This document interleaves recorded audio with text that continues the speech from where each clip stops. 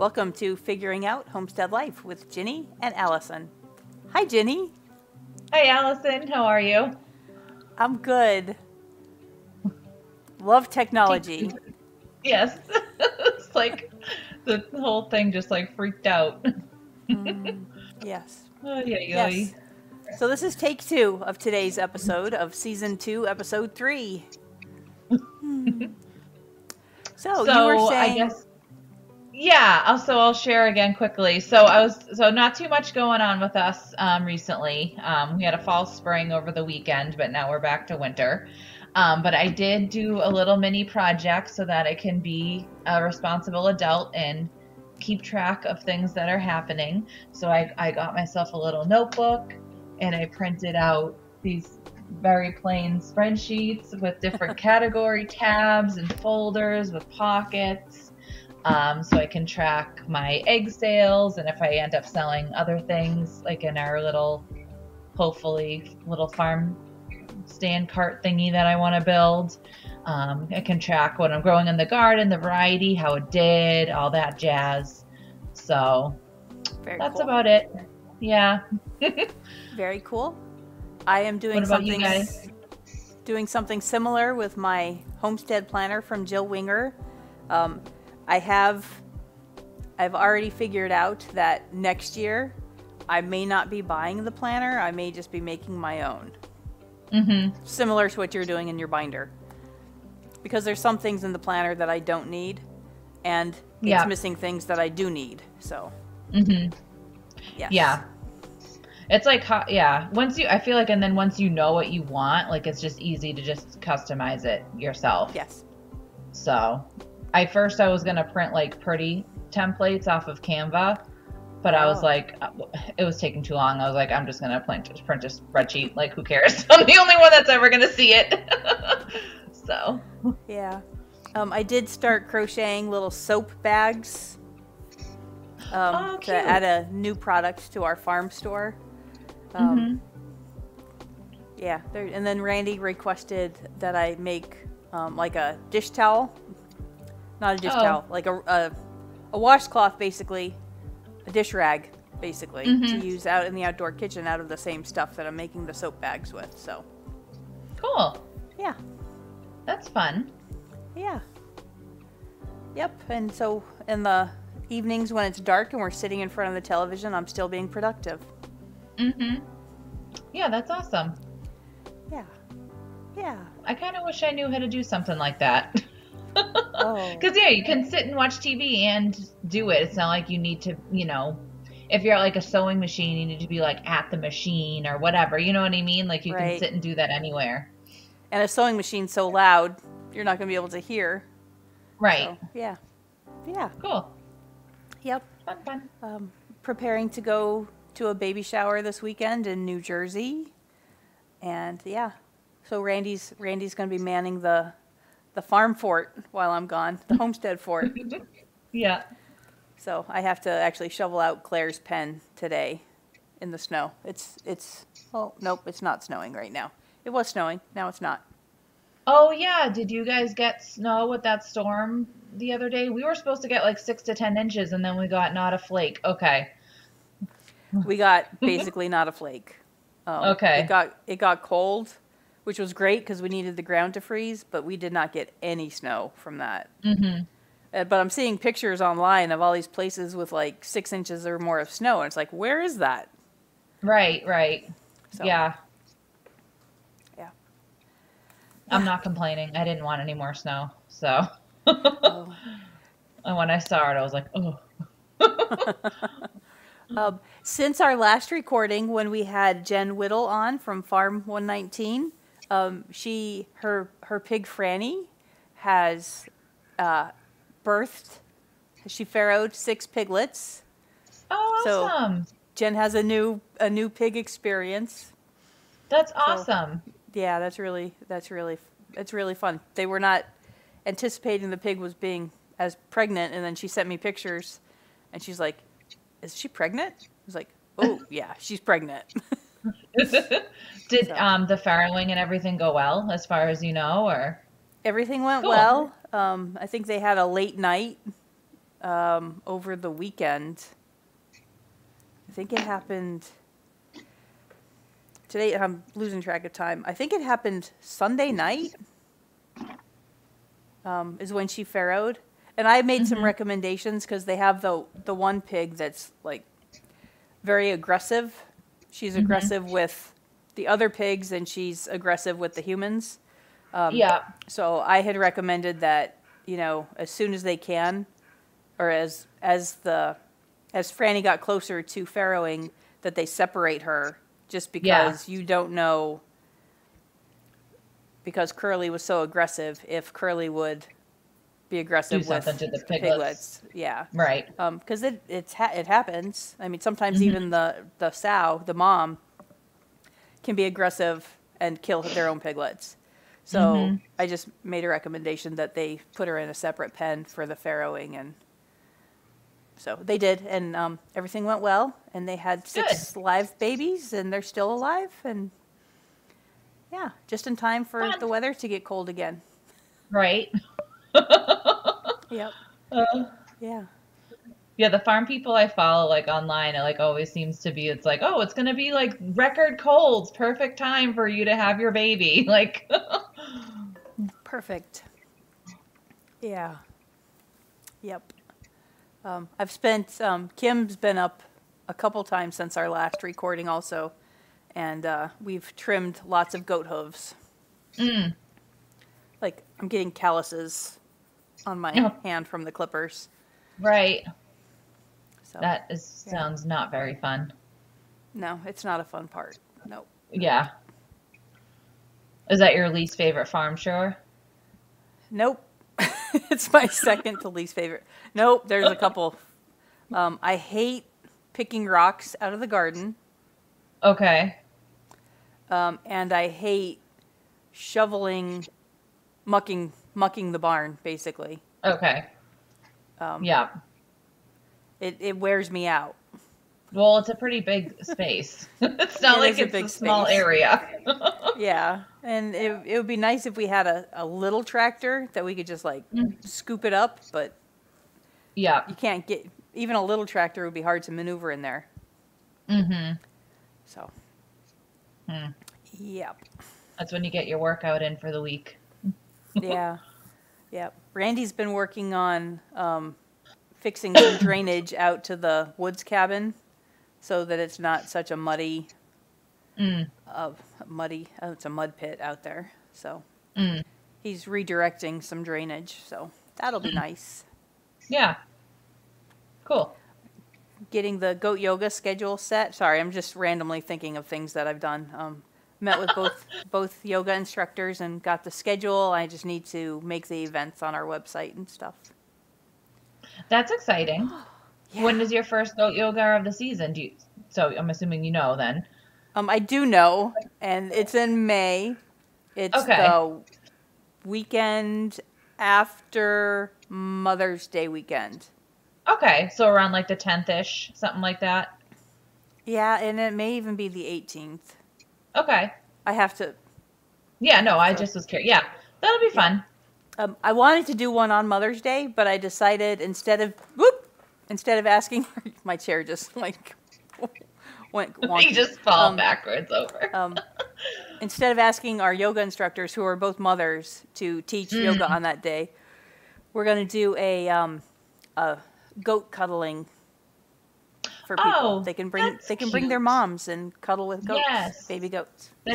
That's like a really fun activity if you have a small little kid too, to like just go and do something like cute together. Yes. Ah, fun. Yeah. Yay. Yep. When will you have kids coming? Like what? Like goat kids? When will they first start? First week of May. Okay. Yep. We waited a little bit longer than we usually do to put the bucks in with the girls, so it should be the first week of May. Fun. Yes, exciting times. Anything else you want to talk about? No, I don't think so. Do you want to get into our topic? Because I know that's something else you guys have been doing too. Yeah, I was avoiding talking about that because Yeah. it's our topic for today. So let's get to it. So we're talking about maple syrup production.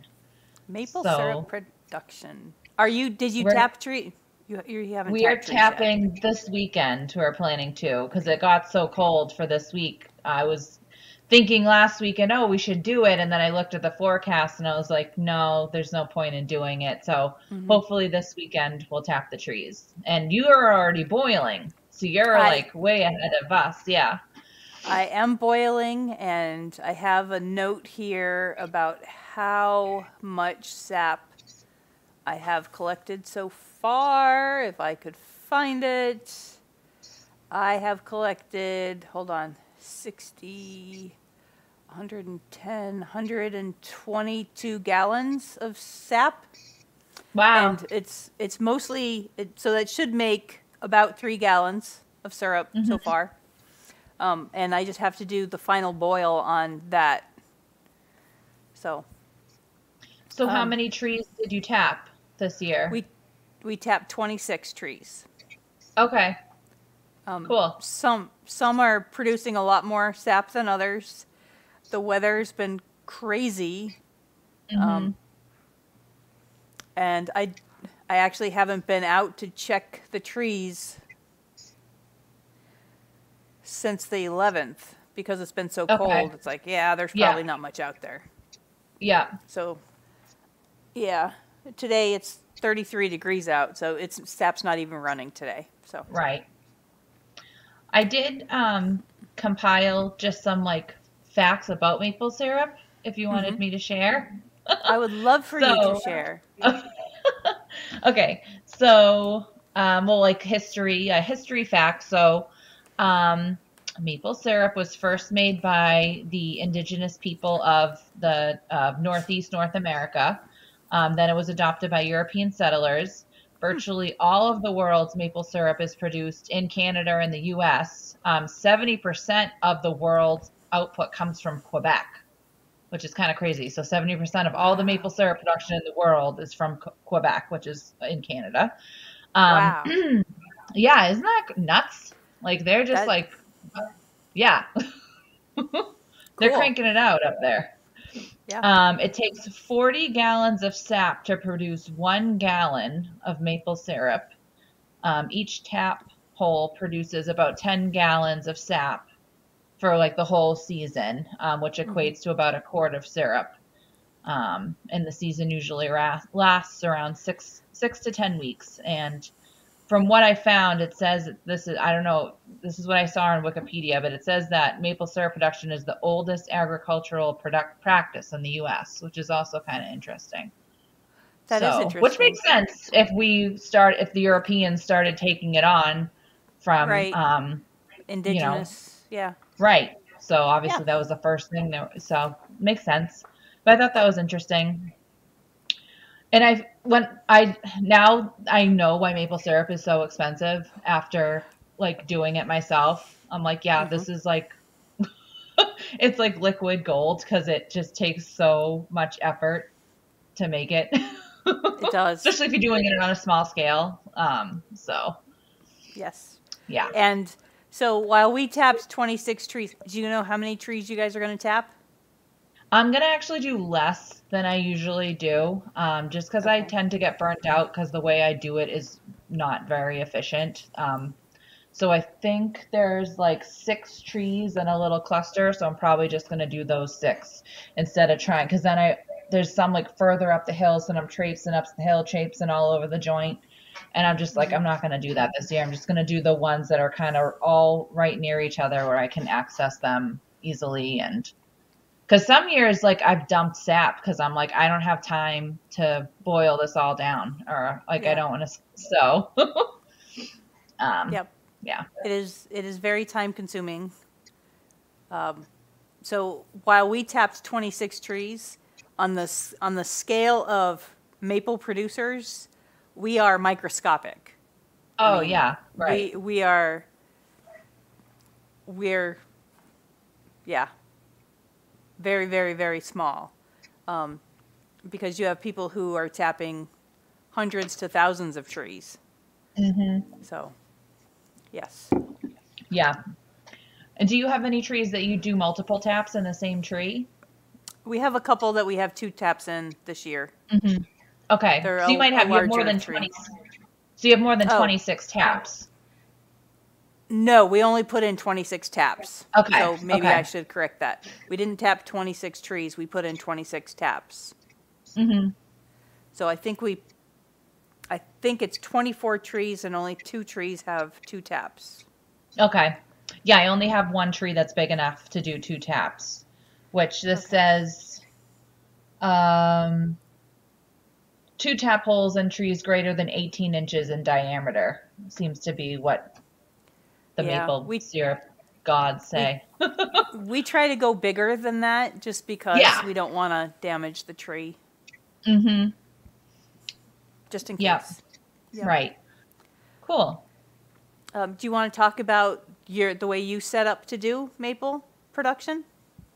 I mean, you mentioned you were going to do 6 trees, but... Yeah, so... yeah, so my setup's like very basic. I don't even know if I want to call it setup because it's like not. But we just use 5-gallon buckets that you can get from like Tractor Supply or Home Depot or wherever. The price of those is going up. I know. Sorry. Yeah, and I need to buy more because Luke has like stolen mine. So they're like, I don't have any. I'm like, where are all my buckets? So I think last year they were $3.50 to $4 a bucket. And this year, we were able to get 2 for $10 from Tractor Supply. Oh, wow. That's crazy. And that didn't include the lid. Right. Yeah, and you need the lid. So, yeah, I just have the 5-gallon bucket. I drill a hole in the lid for the tubing to go into. So, I tap the tree, put the line that the sap goes down into the bucket. And then like every couple days or so, depending on how quickly how much the sap is running, I'll then combine those all into other buckets. Yeah, I'm talking with my hands. But then to boil it down, I just use an outdoor turkey fryer, with propane, fueled turkey fryer. And I have an old, roasting pan. So it's like a stainless steel roasting pan. That's what I do the outdoor boiling portion of it in. And then once that's, boiled down, I put it in a little stock pot and finish it in my kitchen. So the propane, just using the turkey fryer is not very efficient. So it does take me a long time. And it is also probably a lot more costly, I would assume, than using wood, because I have to buy the little refills of the propane tanks. So, which I'm sure that's gone up too. When I go to fill it, I'm sure that's more money than the last time I filled it. But I can usually get one whole batch done with less than a tank. So. Okay. But it's not, it's not cheap, and that's why I would never be able to sell it or anything like that because it would be so much money. It would be stupid. So, and I just store it in mason jars. Okay. So, yeah, it's pretty basic. Our system is also very basic. We do the same bucket, the spile in the tree and the line into the bucket. I have a wagon that I attach to the 4-wheeler that has 6 empty buckets with lids on it that I go around and I collect. So I can collect 30 gallons at a time. And then I take that 30 gallons back to our little hug shack, the little maple shack that we have. And I have 2 32-ounce garbage cans that are strictly used for maple. Nothing else ever goes in them. So I put the sap in there. So I build up a collection of sap. So I don't start boiling until both of those are full.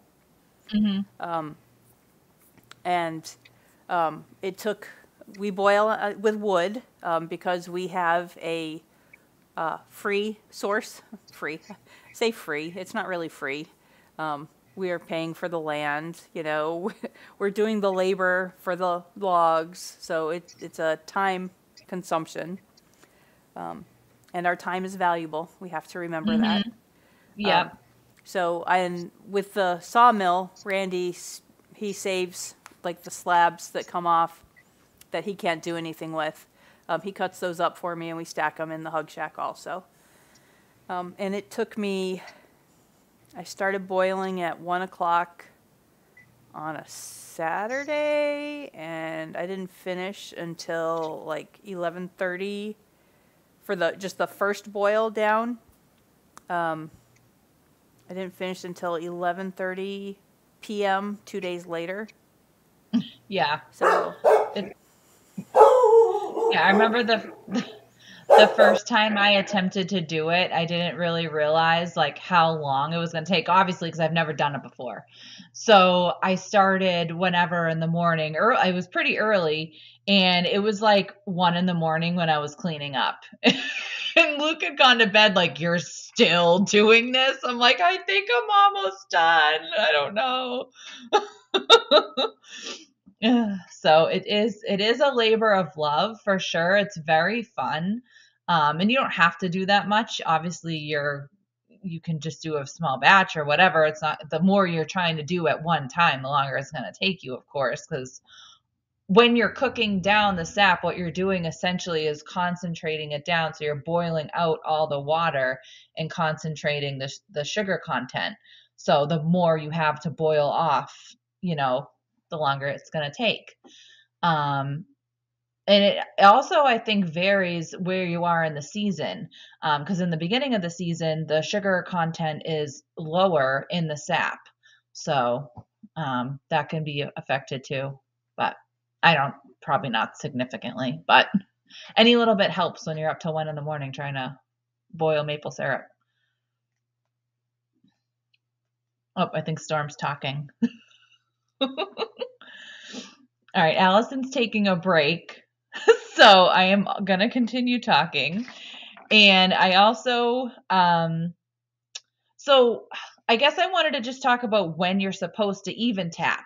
So like Allison said, she's already tapped. I haven't yet. So what causes the maple syrup to come out of the tree is freezing and thawing temperatures create pressure and force the sap out of the tree through the spile, the tap that you've put into it. So if you don't have freezing temperatures at night and then above freezing temperatures during the day, you're not going to get a good sap run. So those are the conditions that you're looking for if you do want to try to tap a tree. And we're talking about maple trees, of course, maple syrup. I think Allison is back. I'm so I just sorry. went over. That's okay. I just went over when you were away, like when we're supposed to tap, why you tap at that time of the year with the freezing at night and the above freezing during the day. Yes, it makes the pressure in the tree, the sap pressure go up. And, good times. So Amazon was here. That's why she was barking like a crazy dog. And now she's outside. So. Oh dear. Yeah. So so we were just talking about your first boil, how long it took for you to finish. So you still need to finish that now? You haven't made any completed syrup? Correct. That is correct. Yeah. So I started boiling it down in the stock pots. I was going to say crotch pots. Stock pots. I started boiling it down yesterday afternoon.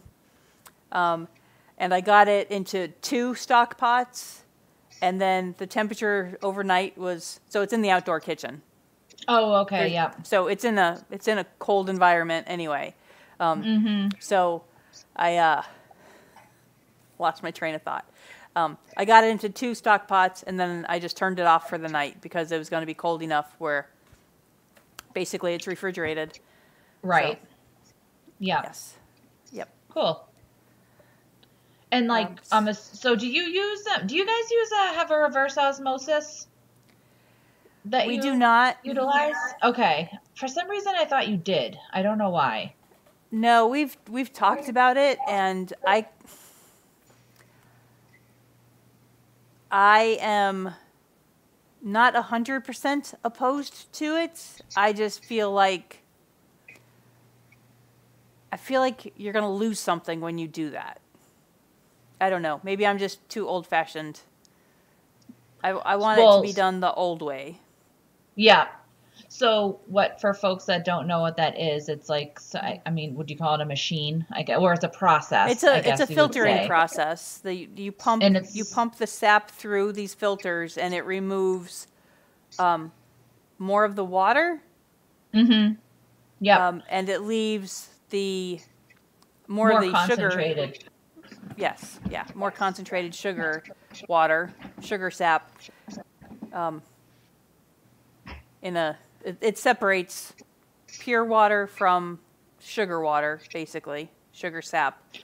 I don't know. Yeah, I don't really know how to explain it. Yeah, well, it kind of gives you like a kickstart, or a jump start. Like when you're starting your boiling process, like a step of that is like already removed because it already took out like so much water. Right. Instead of boiling it off and having it evaporate, it's already gone. So, you know, it's supposed to jumpstart you kind of. We don't have one either. You can find ways to make ones online, but I am not skilled enough, I don't think, to do that. And I'm more of a purist. I don't want to do that. Mm-hmm. I will take the 48 hours to boil it down. Instead of... So I will throw away the ice that forms on the top of my buckets. Yeah. And that is supposed to be, I think, like a hillbilly, like reverse osmosis, because like if it has enough sugar in it, it's not going to freeze. So the mindset is if it's freezing, it's just water. There's no sugar in it, or what is in it is like very minute. So I do toss that, and that helps a little, but yeah. I've gone back and forth with tossing it. When it gets closer to the end of the season, I'm more likely to toss it because it's like I just don't want to deal with it. At this point in the season, I'm like, nope, every single bit is going in the tank. Yeah. And I have to run away again and close the door because the door is wide open now. Oh gosh, and it's like 20 degrees out or whatever. Ay. So, yeah, I mean, there's all different ways, there's all different mindsets. You can find tons of different people online that I'm sure are doing many different things when it comes to, and have many different opinions when it comes to all this type of thing. So. Yes. Just like everything, there's more than one way to do it. Yep. Yeah.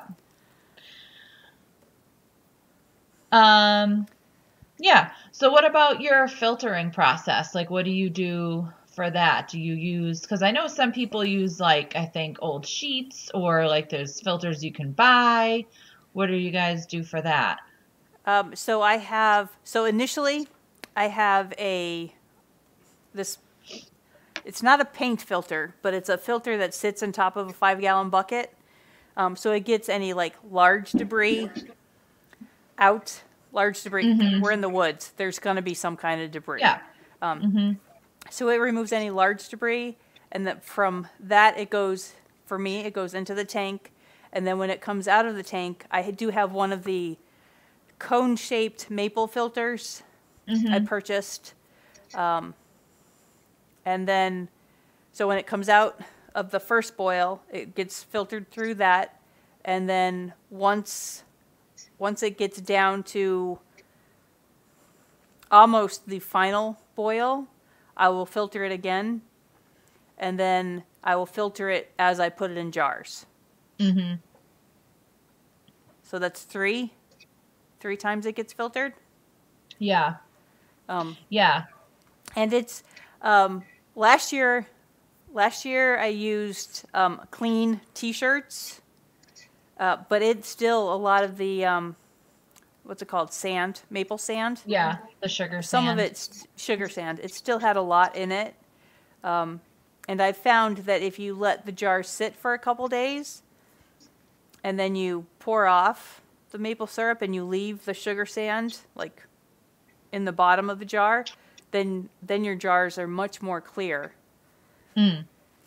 Yeah, I did have a problem with sugar, which it's fine. It doesn't like affect anything. It's not harmful. It just doesn't look beautiful, like as nice, like as pretty when you're looking through the clear jar.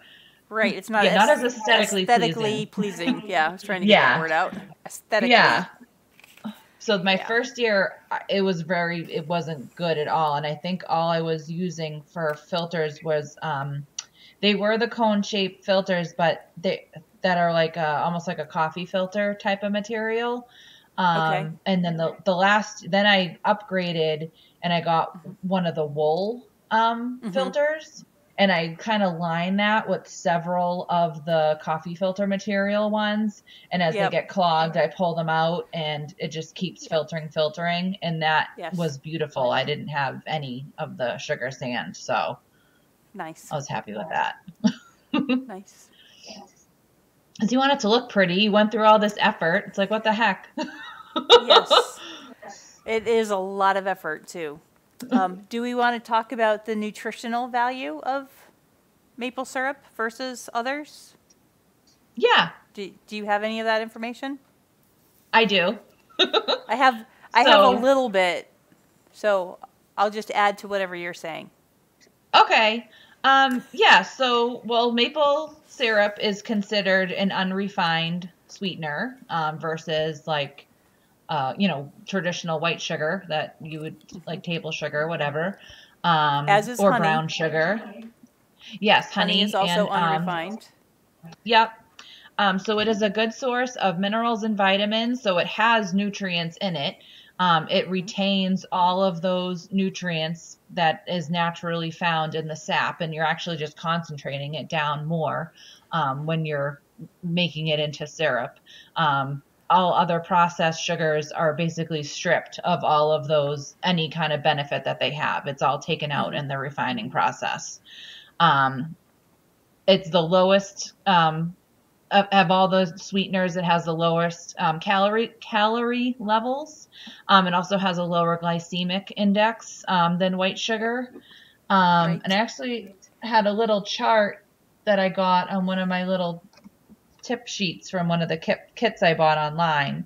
So it shows it has manganese, riboflavin, zinc, magnesium, calcium, potassium, iron. So it that it didn't show. I'm sure, I'm sure others, but it just compared to corn syrup, honey, brown sugar, or white sugar, and it's like off the charts compared to those other sweeteners. Yes. Yeah, so definitely a healthier choice. Very high in antioxidants as well. Mm-hmm. I don't know if you mentioned that. One thing that honey has that maple doesn't is, so honey has B6 and C vitamins as opposed to, I don't know if maple doesn't have it or just honey has more of it. So. Cool. And I have that maple is 17 calories per tablespoon. Mm-hmm. And 13.5 grams of sugar per tablespoon. So it's a natural sugar, not a refined sugar. Yeah, and you can use it like with baking or whatever. You can replace it 1-to-1 with your regular sugar if you're trying to not use white sugar and you want to maybe use a little bit of a healthier choice. It is still sugar. So, you don't want to be drinking gallons of it, but definitely a better choice. Yes. So. And it's excellent in coffee. Yes. Definitely. Highly recommend it as a sweetener for coffee. And you can transform. Yeah, I know. It's crazy how much less you would need if you're someone that wants to put sugar in your coffee than what you would put of maple syrup. Plus, it just has a better flavor profile, in my opinion. It's just caramelly and yummy. Mm-hmm. Goodness. Yes. Yes. Do you do other stuff with your maple syrup? Have you ever tried to make sugar with, because you can make granulated sugar out of it, or maple butter? Have you tried any of that? Maple candy? I love maple candy. It's been something I've wanted to do. It's just the time. Yeah. I tried and one I don't time want and to it was ruin a big it. fail. It's like that's the thing. Yeah. You're doing all this work for this beautiful syrup. Yeah. And if you just continue to boil it, you can make, if you continue the boil process, you can make the maple sugar. Mm-hmm. Right? I mean, that's all it is just additional time with the boiling. And it's like, I just don't want to ruin it. I know. So I tried to make the maple candies one time because I love those. Like, that's one of my favorite things to buy, like at the fair or wherever. And you have to like heat it up to a certain temperature, then let it cool to a certain temperature and like stir it and then like do, whatever. It was all these different steps and it did not work. So, but it was whatever I created still was edible and tasted good. It was almost like a maple butter, but it was not what I was attempting to make. Yeah. But I did use it still on toast. So it wasn't a total loss, but I was like, all right, I'm not going to try that again. Yeah. So. Yeah. I'm not going to try this year. I'm just going to stick with just the syrup. Mm-hmm. Yeah. I'm hoping this year that we get 6 gallons of syrup, final product. Last year, I think we had 4 gallons. So okay. We'll see. Yeah. The weather has been so crazy. You guys sell it, right? Yeah, we do. In the store? Okay. Yep. We give a lot of it away. Mm-hmm. But we try to sell it. And we do what we have in the store sells. So. Yeah, I bet. Yeah. Awesome. Yeah, sometimes I'll give mine as like, I want to get littler jars because I've just been canning, like putting it in like large mason jars. And I'm like, that's too much to give away. But if I get like a smaller jars. Get a little 4-ounce, ounce sampler. Yeah. I could give some as gifts or like whatever. Yeah. So. Yeah. It is a lot of work. And we have officially ran out of last year's stock. Like, because we kept a gallon for us for the year, and we ran out this week. Oh. And I was scrimping on it, so. Right. Yeah, we didn't even make maple syrup last year, because I don't know why. The weather was weird, and I was just like, I don't even want to do it, and I very much regret not doing it because it is fun. It is a lot of work, but it is fun. It's, there's not much else going on this time of year, so it's not like I'm also trying to garden or do this, that. There's really nothing else for me. I know you have obviously a lot more animals and things like that, but it's just something to kind of kickstart the season.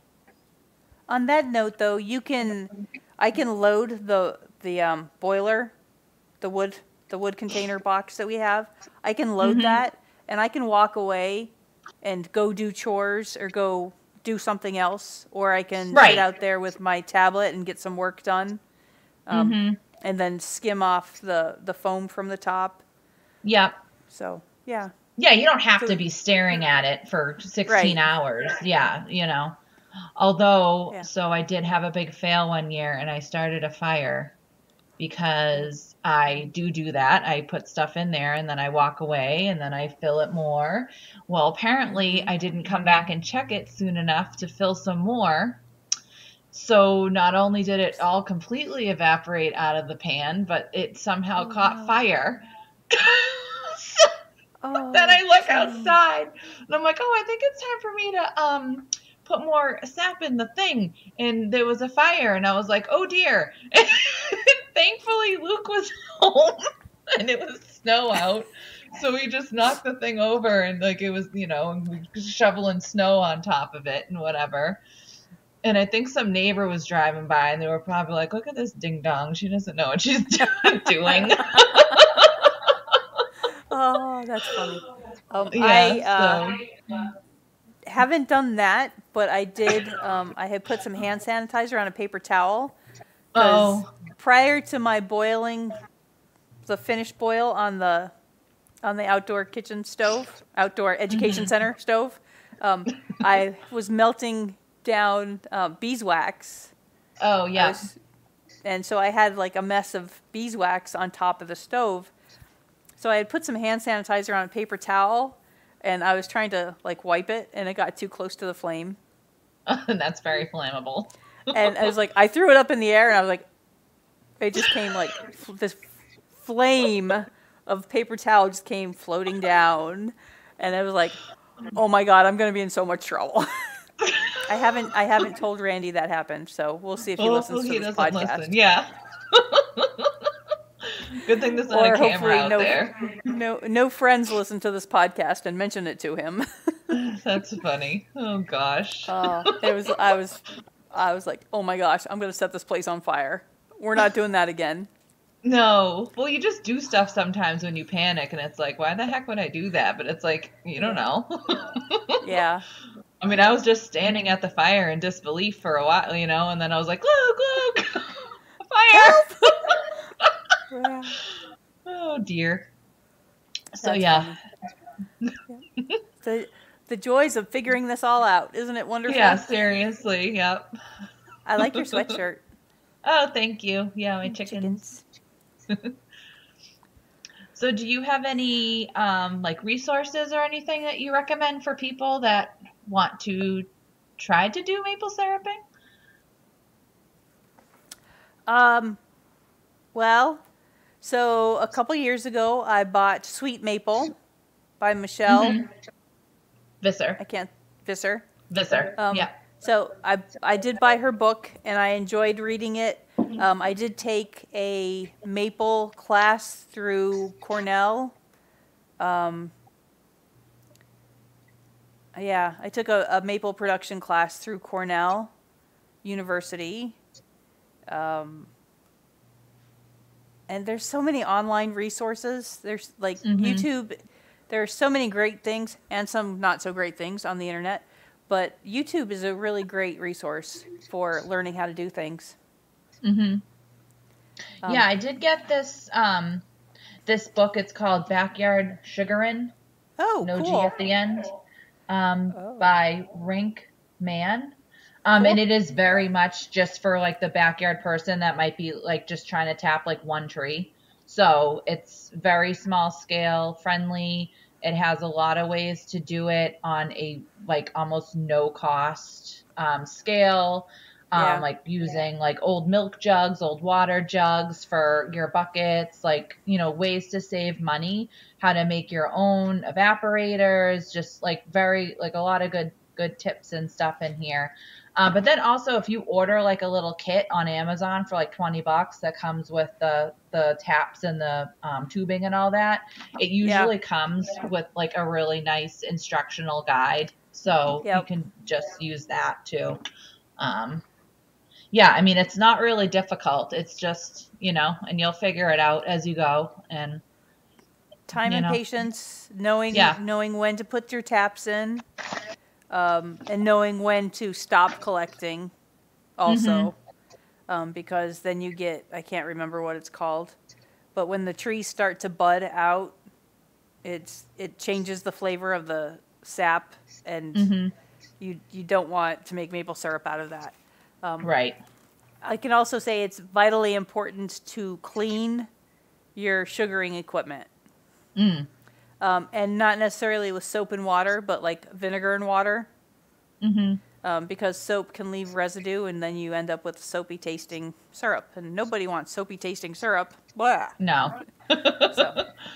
No. Yeah. Plus everything gets very sticky and just, extremely moldy. Sticky. Yeah. I purchased, when we first got our goats, I purchased these 2 milk buckets. One's a 2.5 gallon milk bucket, and the other one's the gallon size milk bucket. The gallon one I use for milking the goats. The 2.5 gallon one I use strictly for maple syrup. Oh, okay. So, yep. Yeah. Cool. Yes. Yep. Do you have anything else that you want to add about maple syrup? It's yummy. It is yummy. I think everyone should try it. Just do like one tree. Like if you have a maple tree, just do one tap in one tree, and then it won't take you that long to do it because you have a much less quantity to start with. And it's just so fun. And then you can have like the most delicious pancakes with your homemade maple syrup. You can tap other kinds of trees also, like birch trees. Yeah. You can tap birch trees, but it's 100 to 1. 100 gallons of sap to 1 gallon of syrup, so it's a little bit longer process. Yeah. And people in the South can also tap maple trees. So you don't have to live in the Northeast to produce maple syrup. Yeah, I think just our conditions are like the ideal conditions, but yes, Right. it can be done elsewhere. Yes. So, but it tastes better when it's from the Northeast. Sorry. It tastes the best when it's from your own kitchen. That's when it tastes the best because you have the satisfaction of making it. So, yes, I agree. Yeah. Yep. I love our maple syrup. Yeah. Yeah. Cool. Yeah. So our next episode, which will be episode 4, we're going to have Heather from, Burnt Feather Farm. She's going to be on as a guest. She and her husband are preparing to move to Alaska.